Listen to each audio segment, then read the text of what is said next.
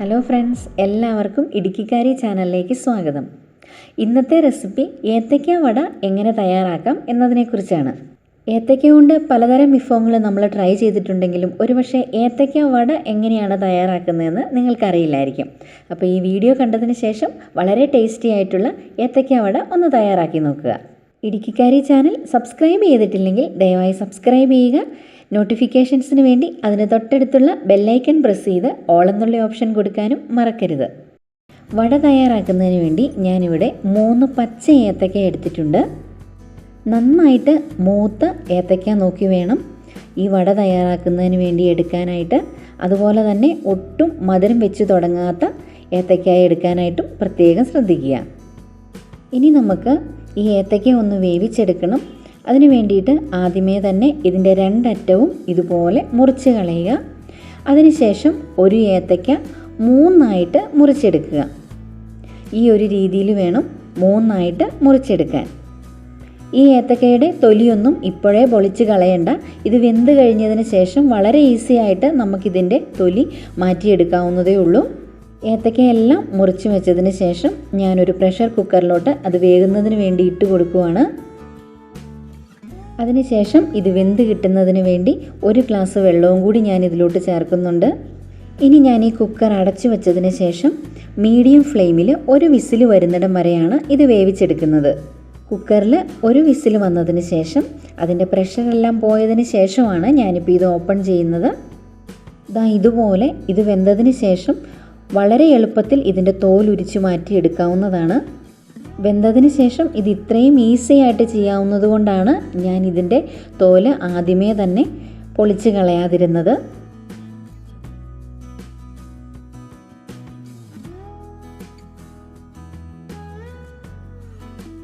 ഇതുപോലെ എല്ലാ കഷ്ണങ്ങളിലെയും skin complete ആയിട്ട് മാറ്റിയതിന് ശേഷം നമുക്കിത് ഒരു സ്പൂൺ കൊണ്ട് ഒന്ന് ഉടച്ചു കൊടുക്കാം. ഒന്നുകിൽ ഇതുപോലൊരു സ്പൂൺ ഉപയോഗിക്കുക, അതല്ലെങ്കിൽ നമ്മുടെ എല്ലാവരുടെയും വീടുകളിൽ ഉള്ളിയൊക്കെ ചതച്ചെടുക്കുന്നതിന് വേണ്ടിയിട്ടുള്ള ഇടികല്ലുണ്ടല്ലോ, അതുപയോഗിക്കുക.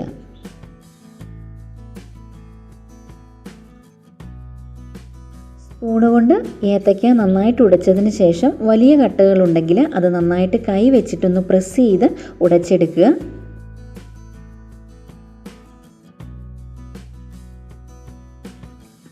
നന്നായിട്ട് ഇതിലെ കട്ടകളൊക്കെ ഉടച്ചതിന് ശേഷം നമുക്കിതിലോട്ട് ഒരു ചെറിയ സവോള ചെറുതായിട്ട് അരിഞ്ഞതും 3 പച്ചമുളക് ഇതുപോലെ വട്ടത്തിൽ അരിഞ്ഞതും 1 സ്പൂൺ ഇഞ്ചി അരിഞ്ഞതും ആവശ്യത്തിനുള്ള ഉപ്പ് കൂടി നമുക്കൊന്ന് ചേർത്ത് കൊടുക്കാം.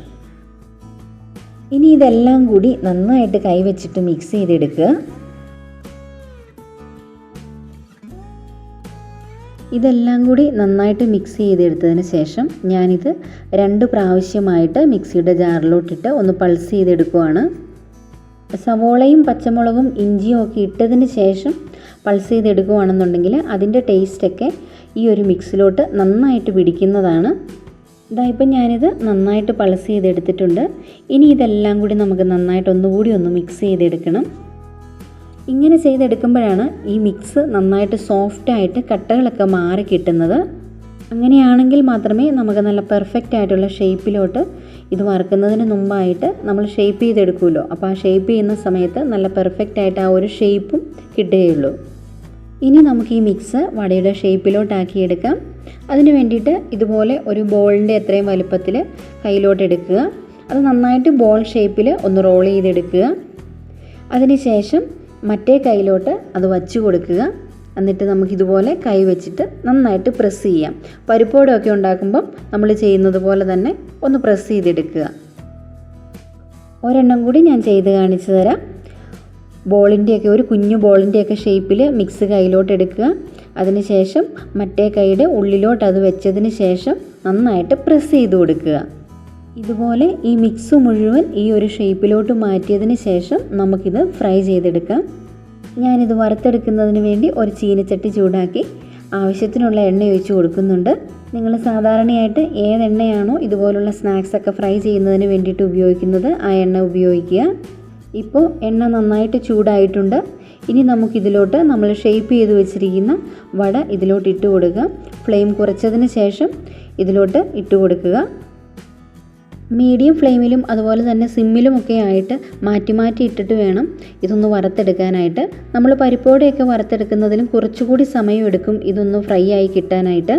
അപ്പോൾ അതൊന്ന് പ്രത്യേകം ശ്രദ്ധിക്കുക. 1-1.5 മിനിറ്റ് കഴിഞ്ഞതിന് ശേഷം ഞാനിപ്പോൾ ഇതൊന്ന് മറിച്ചിട്ട് കൊടുക്കുകയാണ്. ഇതുപോലെ 1.5-2 മിനിറ്റ് ആ ഒരു ഇടവേളയിൽ ഇത് നമുക്ക് മറിച്ചും തിരിച്ചും ഇട്ട് കൊടുത്ത് നന്നായിട്ട് ഗോൾഡൻ ബ്രൗൺ കളർ ആകുന്നത് വരെയാണ് വറുത്തെടുക്കേണ്ടത്.